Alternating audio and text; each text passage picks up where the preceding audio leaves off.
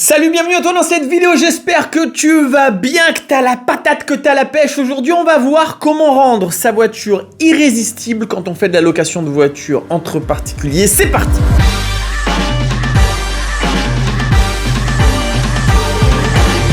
Alors évidemment, quand tu mets ton annonce sur les sites de location, qui sont Turo et Getaround, tu es noyé parmi plein d'autres voitures. Et dans cette vidéo, donc, je vais t'expliquer un petit peu comment faire pour fonctionner correctement dès le début. Il va falloir au début que tu fasses une espèce de campagne publicitaire. Une campagne publicitaire, normalement, comment ça fonctionne? Eh bien, normalement, tu mets de l'argent dans des pubs. Bon, bah là, il n'y a pas besoin. Tu n'as pas besoin de mettre de l'argent dans les pubs, mais il va y avoir quand même un coût. Ce coût, il va falloir l'accepter. Ça va être de mettre ta voiture hyper pas chère. Anormalement pas chère. C'est-à-dire qu'au début, en fait, tu vas presque la louer, non pas gratuitement, mais pas loin. Tu vas peut-être gagner 10 balles par jour, 15 balles par jour. C'est nul. Mais ce qui va se passer, c'est que tu vas avoir un flot de commentaires. Et ces commentaires, les gens vont dire, mais trop bien, une voiture à 10 balles par jour. Ils vont juste dire, la voiture était trop bien, très très bon rapport qualité-prix. Sauf que après, quand tu réaugmentes normalement le prix, peut-être à 30 ou 40 euros par jour, bah, le commentaire va toujours dire très bon rapport qualité-prix. Et tu vas être boosté, tu vas être mis en avant parce que ta voiture va être louée. Et donc au début, bah, il faut accepter une période où tu ne loues vraiment pas cher. Peut-être les 5 premières locations, peut-être les 10 premières locations, en mode ok, je gagne pas trop d'argent là-dessus.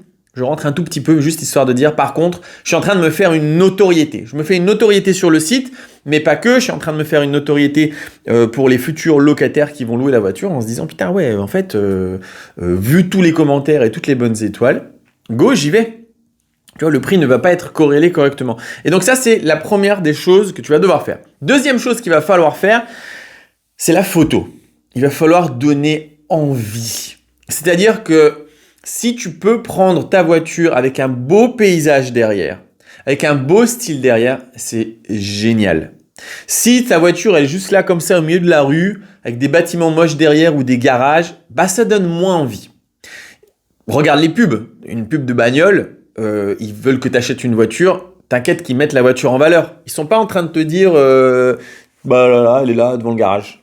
Et puis il y a des piétons qui passent à côté. Non, ça, ce genre de photo, on n'en veut pas. Donc on veut mettre des photos qui sont dans des bonnes situations, dans des beaux endroits où rien que la photo est là, waouh, belle photo. Idéalement avec un appareil photo qui te met le flou derrière le véhicule. Comme ça, c'est ce qu'on appelle un portrait en fait, un narratif où vraiment on va être fixé sur la voiture et pas, on va pas penser à autre chose.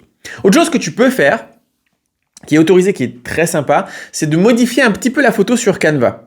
Et en fait, quand tu mets ta photo sur Canva, ou sur un autre site de montage, peu importe, de photos, de retouches photos, tu vas pouvoir y ajouter quelques petites infos supplémentaires. Par exemple, tu peux mettre une petite photo avec le fait qu'il y a la clim ou pas la clim. Donc, en gros, tu as ton image, et puis en dessous, peut-être un petit logo clim. Un autre petit logo, du genre siège enfant fourni. Un autre petit logo. Et en fait, tu enchaînes quelques logos comme ça, un peu les caractéristiques, juste en regardant la photo, les personnes vont voir ce qui est comme équipement un petit peu dans ta voiture, qui sort un petit peu du lot. Donc, tu vas être grave pas cher, tu vas avoir des belles photos, et évidemment, il va falloir mettre sa voiture au bon endroit. Alors, si le bon endroit pour une voiture, pour être bien louée, c'est dans les endroits stratégiques. Il faut que tu te mettes à la place du locataire. La place du locataire, c'est de se dire, ok, j'arrive à la gare, parce qu'en général c'est ça, à la gare, à l'aéroport, au centre-ville, je sors de mon transport en commun, il me faut une voiture. Et plus la personne va devoir aller chercher loin la voiture, et moins tu es intéressant pour lui, peu importe le prix. Et plus tu es proche de là où il est lui, plus tu réponds à un besoin, à une demande, et plus tu vas être attractif pour lui. Alors il y en a qui vont me dire, ouais ok t'es gentil, mais la plupart des gares, c'est payant. Et donc, il faut que je paye l'emplacement, un abonnement pour le parking. Ouais, ok, c'est vrai. Et alors, c'est pas grave. Et ça, je me bats pour l'expliquer, mais en gros, si tu te mets encore une fois à la place du locataire, tu arrives à la gare de Lyon. Alors, je sais pas les tarifs à la gare de Lyon, à Paris. Gare de Lyon, peut-être que c'est 300 balles par mois de parking. Tu arrives à la gare de Lyon et tu cherches un peu sur l'application les voitures que tu as. Il y a une voiture à la gare de Lyon, elle est à 45 € par jour. Et puis, tu as la même voiture qui est à 30 € par jour, mais il va falloir prendre 2 RER, il va falloir prendre des bus et en fait, on va y être dans 45 minutes. Il y a des gens qui vont se dire « Ah, moi, je suis à 15 € près par jour. » Et puis, il y a d'autres personnes qui ne sont pas à 15 € près par jour, mais qui sont à 45 minutes de transport en commun bien relou par jour. Et du coup, toi, ta voiture, en réalité, elle vaut vraiment 30 € par jour, mais tu vas la mettre à 45 €. Cette différence, entre 30 et 45, c'est 15 € par jour. Ben, c'est ça qui va te faire payer ton abonnement parking. Du coup, ta voiture sera louée beaucoup plus souvent, beaucoup plus cher. Alors, tu vas peut-être pas forcément gagner, mais en tout cas, tu seras beaucoup mieux placé que celui où il faut faire 45 minutes pour rattraper la voiture. Donc, l'emplacement est très important quand tu fais de la location de voiture et c'est comme ça aussi que tu vas être beaucoup plus loué. Emplacement, le prix et la qualité de la voiture ou plutôt le type de voiture.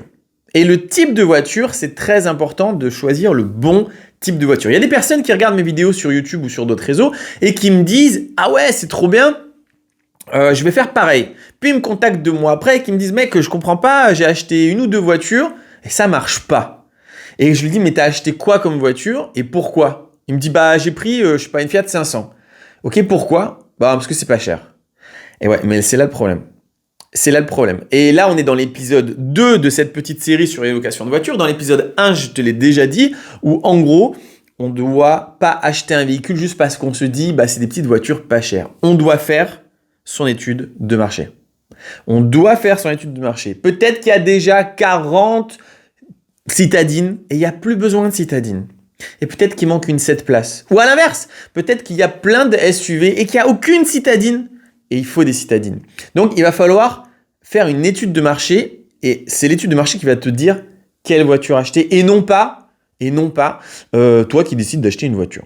Voilà, ça c'est les quelques bonnes pratiques pour avoir pour louer plus souvent. Évidemment, il y a encore d'autres choses que tu peux faire pour par exemple avoir un véhicule tout le temps hyper propre, hyper soigneux.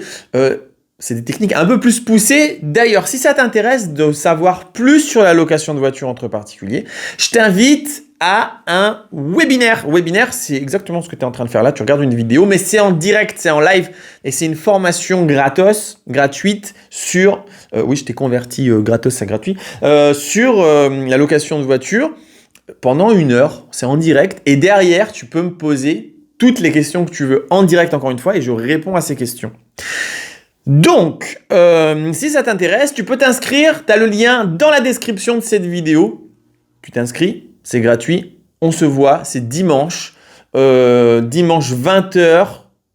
Et de là, bah, je t'explique tout en profondeur, en détail, tout le fonctionnement de ce business pour que toi aussi, tu puisses cartonner en 2024. Mars, avril, c'est le moment où il faut commencer à créer son parc. C'est maintenant. On est en plein dedans. Donc, s'il y a un moment où tu dois t'intéresser à la location de voiture en particulier, c'est maintenant. Alors, tu vas me dire, ouais, mais tous les formateurs disent c'est maintenant. Non, mais c'est maintenant. Pourquoi? Parce que la période estivale arrive. Et la période estivale, c'est là où les gens se déplacent pour les week-ends. C'est là où les gens se déplacent pour les vacances. C'est la période estivale où les Français dépensent le plus leur argent, tout simplement parce qu'on aime bouger. Donc, pour bouger, il faut la voiture. Pour la voiture, c'est toi qui fournis la voiture en tant que loueur de voitures entre particuliers. Voilà, si tu as aimé cette vidéo, je t'invite à laisser des petits commentaires de soutien. Ça m'aide grave, ça aide à booster la chaîne et surtout, ça donne de la force. On se voit dans l'épisode 3 sur la location de voiture. À très bientôt. Ciao!